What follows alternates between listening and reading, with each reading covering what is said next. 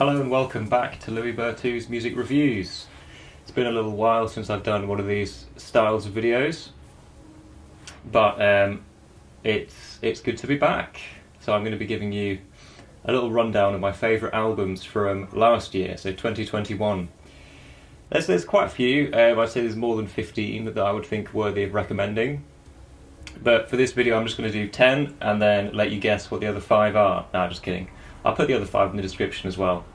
But without further ado, let's get started because I don't want this video to be any longer than it needs to be.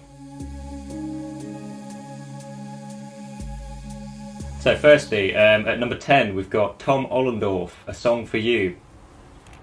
Tom Ollendorff is a UK jazz guitarist, and this album is very much a jazz album. It's contemporary jazz, it's well produced. It's a trio album as well, so it's him, a guy called Connor Chaplin on bass and Mark Michel on drums. I really enjoy this album, even though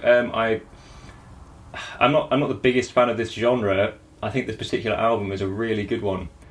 I think even though it's well produced, there's still sort of parts of it that are very animated. So like a lot of the members, the 3 members of the band are really displaying some good interplay, and it reaches some quite good peaks. There's quite a few tracks on this album that are quite short, and they're just nice little lyrical shorts, which you wouldn't expect on a sort of contemporary jazz album, I don't think. So that really aids the listening experience. I'd definitely check this one out if you're into jazz already, or even if you're not, it might be quite a good entry point, seeing as it is quite easy on the ears. Number 9 is Armand Hammer, Haram. Armand Haram, Hammer? I don't know. Either way, this album is pretty hard. It's a hip-hop album, it's dark, it's very dank and dense. It basically puts concrete rhymes atop of concrete beats. I did a full review of it if you want to check it out on the YouTube channel.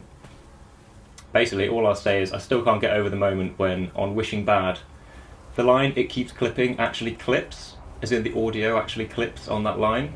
I think that's so clever. You have to be listening out for it to hear it, and I didn't hear it the first couple of times, but yeah, it's just subtleties like that that make this one of the best hip-hop albums of the year. Moving swiftly on to number 8, we're going to stay in the dark territory for a while. In fact, we're going to get even darker because it's Lingua Ignota's Sinner, Get Ready. This is seriously one of the most sort of disturbing albums of the year. I would highly recommend it for that reason alone. But also, the reason why it's on this list is because it's also really good. Which kind of annoys me because it's the kind of record which I can't really listen to. I can't listen to it casually. I can't really put it on with my friends. It's sort of one of those, you have to just listen to it on headphones in your room and just hope that it doesn't depress you too much that you don't want to leave that room ever again. Honestly, it deserves a spot on this list just because the instrumentation, the arrangement, the composition is just stellar, honestly. The reason why it doesn't rank higher is because I think I need some more time with it for it to really digest, but yeah, for now it's at number 8, Lingua Ignota. So if you've got a few emails to send or a few light admin tasks to get out of the way, I'd say crank my number 7 pickup quite high and just grind out. It's Naked Flames with, I'm going to have to check this, 247365. Yes, that's right. The album title is basically a string of numbers. Doesn't matter because it's great. The album is fantastic. So it's techno music, electronic music, which is very energetic and light-hearted. Usually this style of techno I kind of ditch in favour of the darker sort of sounds of someone like Andy Stott or the Northern Electronics catalogue. But to be fair, I like this more. I really dig this album. I didn't expect to like it as much as I did, probably just because of the cover and the album title. It just doesn't really draw you in. But yeah, once I started playing it, I realised that it was addictive and it was very satisfying. One of my favourite things about it is actually just the way it sounds, the actual mix. So the mix of this techno is quite brittle and distant, and it makes it sound like the music's being pumped out of like an old TV or something. It's quite, yeah, it really adds to the experience, I think. Funky number 7 pick there, Naked Flames. Moving on to number 6. going to take things down, going to bring it down to some really ambient, chilled out singer-songwriter with Grouper's new album, Shade.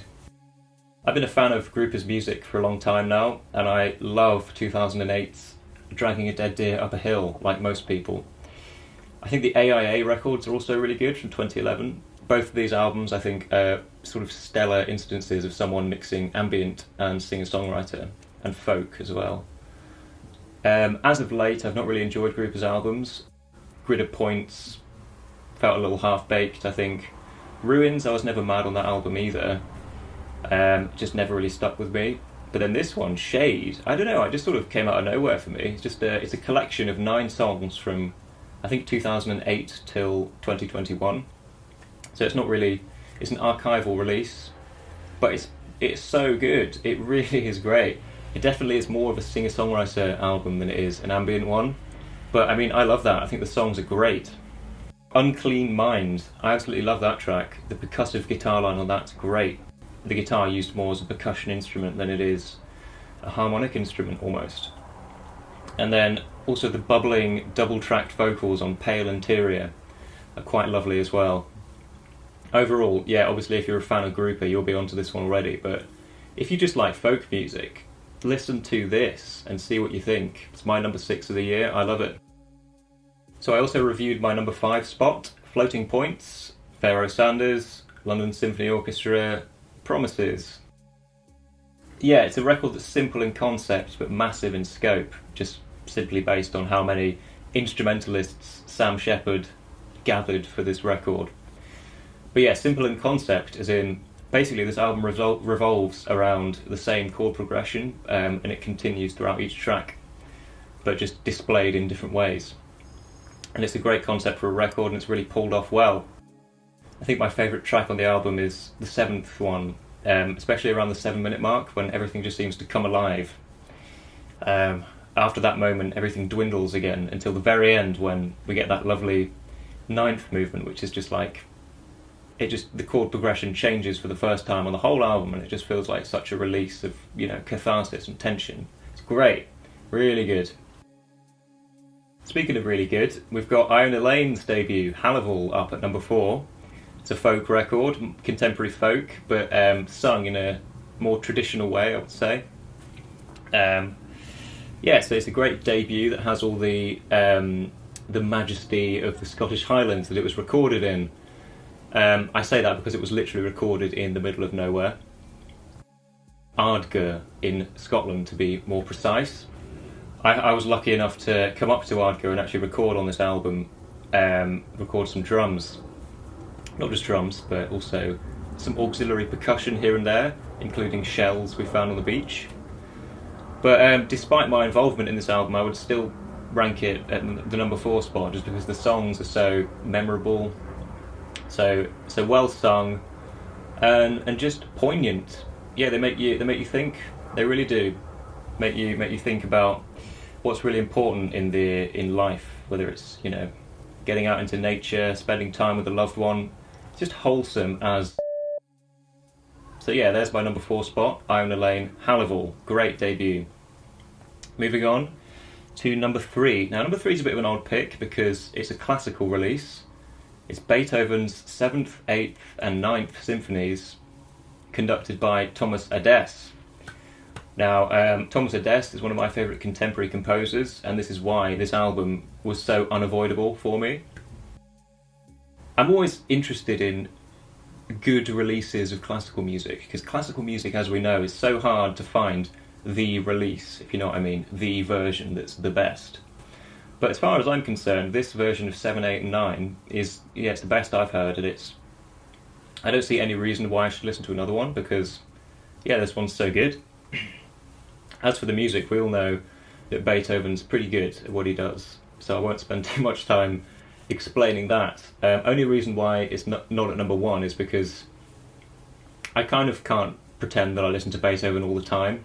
It's not exactly addictive music, but it's also some of the best music ever because it's so majestic, triumphant, and just skillful, canonical, classic. So that is why Beethoven's 7th, 8th and 9th Symphonies conducted by Thomas Adés, is at my number 3 spot. So number 2, you might not have heard of this one, Treppenwitz, Sister in Kith. This band, Treppenwitz, is a Leeds-based trio. I'm going to check the names here. We've got Tom Riviere bass, Matthew Applin on piano, Steve Hanley on drums.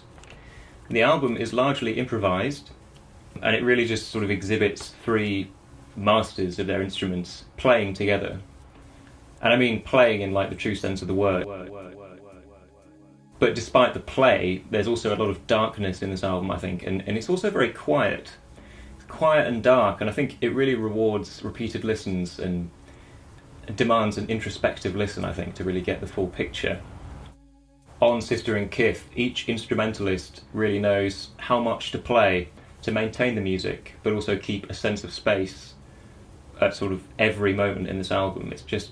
It's pretty magical stuff, this. I would highly recommend it if you like jazz, and I'd also just recommend it if you like sort of dark ambient music. I would say it really scratches that itch too.